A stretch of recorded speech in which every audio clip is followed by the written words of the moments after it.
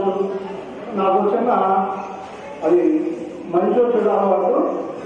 ఇంటి పేరు నాకు బాగా గుర్తుంది, మీ అందరూ కూడా తెలుసు. సరే, వారికి ముందుగా ప్రత్యేకమైనటువంటి కృతజ్ఞతలు తెలియజేస్తూ వేదిక మీద ఉన్నటువంటి పాఠశాల ప్రధానోపాధ్యాయులు మాల్యాద్రి సార్, అలాగే చిరుకురుపాడు ప్రధానోపాధ్యాయుని అనురాధ గారికి, అలాగే వివిధ పాఠశాలలో వివిధ హోదాల్లో పనిచేస్తూ ఎక్కడే పనిచేస్తున్నారు సత్యనారాయణ సార్. ఆ రోజు కొలిక్కు ఇప్పుడు కూడా ఇదే పాఠశాలలో పనిచేస్తున్నారు. ఆ రోజు మా సహజంగా సహజ ఉపాధ్యాయులుగా ఉండి మరి ఈ కార్యక్రమంలో పాల్గొంచుకోవడానికి విచ్చేసినటువంటి వేదిక ఆశించినటువంటి అందరూ కూడా పేరు పేరున హృదయపూర్వక నమస్కారాలు తెలియజేసుకుంటూ ఇంత అద్భుతమైన కార్యక్రమం ఏర్పాటు చేసినటువంటి మీ అందరికీ ప్రత్యేకమైనటువంటి అభినందనలు తెలియజేస్తూ, ఎందుకంటే ఆ అభినందనలు చెప్పడం అనేది తప్పనిసరిగా అవసరమైనటువంటి పదమని నేను భావిస్తున్నాను. ఎందుకంటే 22 సంవత్సరాలు మమ్మల్ని వెళ్తారు, మేము కూడా ఒకరికొకరు చూసుకోవడం, ప్రత్యక్షంగా చూసుకోవడం అనేది కదుపు పరిసర ప్రాంతాల్లో ఉంటూ పనిచేస్తున్నటువంటి అనురాధ మేడం గారు, లేకపోతే శ్రీను సార్, లేకపోతే రజక్ సార్ ఒక్కొక్కరు కాల్పడుతుంటారు. సత్యనారాయణ సార్ ఇట్లా కొంచెం దూర ప్రాంతాలు, ఇప్పుడు ప్రవీణ్ మేడం గారు ఉన్నారు, రామకృష్ణ సార్ ఉన్నారు, వీళ్ళు కాస్త దూర ప్రాంతాల్లో పనిచేస్తున్నటువంటి వారు. కాబట్టి వీరిని ఈ వేదిక మీద ఇలా చాలా సుదీర్ఘ సంవత్సరాలు కావడం కాబట్టి అంచేత మిమ్మల్ని కలవడం, మిమ్మల్ని కలుసుకోవడం, మా కార్యక్రమంలో కలుసుకోవడం అనేది మాకు చాలా సంతోషంగా ఉంది. వాస్తవంగా ఒక మాట చెప్పాలంటే రేపు భోగి సంక్రాంతి క్రమం అయితే ఈ పాఠశాలలో 2002-2003లో చదువుకున్నటువంటి విద్యార్థులు చదువుతున్నటువంటి ఉపాధ్యాయులందరికీ కూడా ఒకరోజు ముందుగానే ఆ పండుగ కళ మొత్తం వచ్చింది అనే భావన నా మధ్యలో ఉంది. కాబట్టి అందరికీ ధన్యవాదాలు తెలియజేస్తూ, ఒకటే నేను 2002 జూన్ 22వ తేదీ పాఠశాలలో అడుగుపెట్టాను.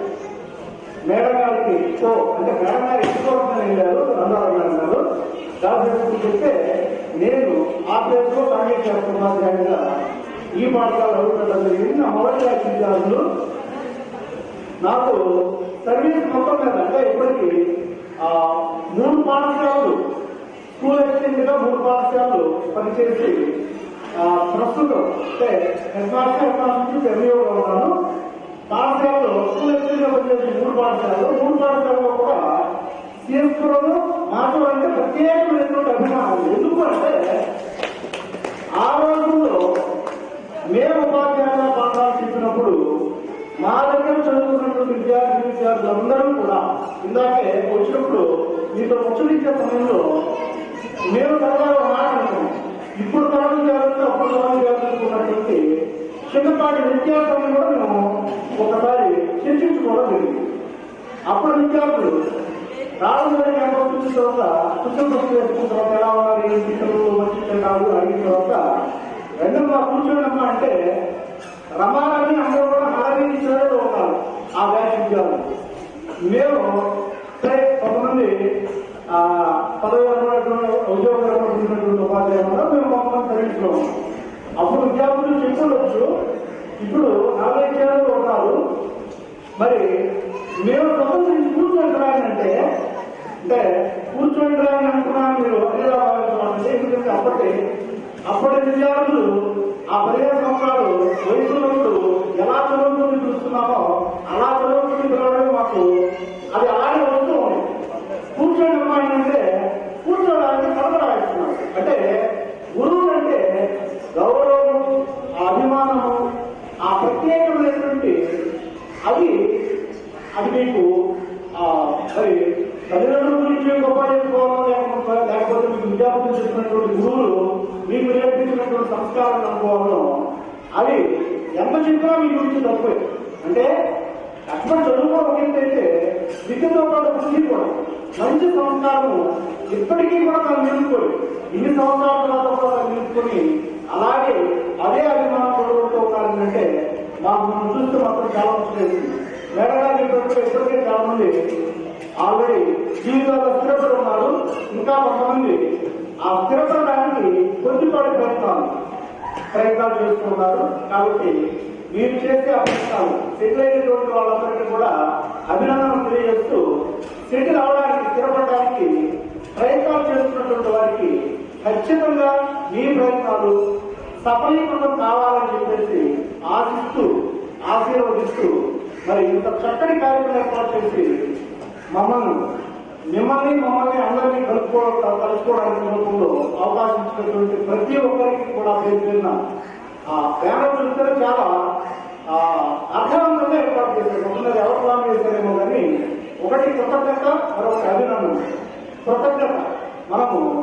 కృతజ్ఞత విద్యార్థులు అందరూ కూడా మరి విద్యార్థులు నేర్చుకున్నటువంటి గురువులకి కృతజ్ఞతాపూర్వకంగా ఆ క్యాప్షన్ పెట్టారు. అలాగే మరి రెండోది అభినందన. మీకు ఎవరైతే గురువులుగా విద్యార్థులు నేర్చుకున్నామో మేమందరం కూడా మీరు చేసినటువంటి కృషి కానివ్వండి, మీరు మా దగ్గర నేర్చుకున్నటువంటి మంచి విషయాలు కానివ్వండి అభినందించడంలో వారు ఆ రెండు క్యాప్షన్స్ సరైన విధంగా పెట్టారు.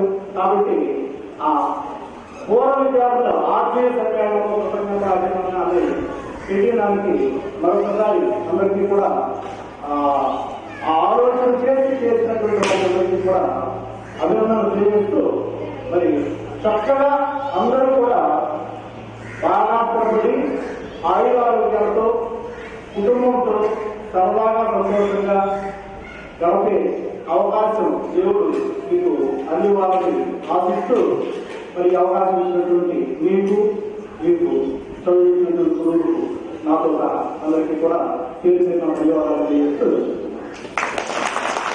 ఈ పాఠశాల ప్రధాన ఉపాధ్యాయులు వేదిక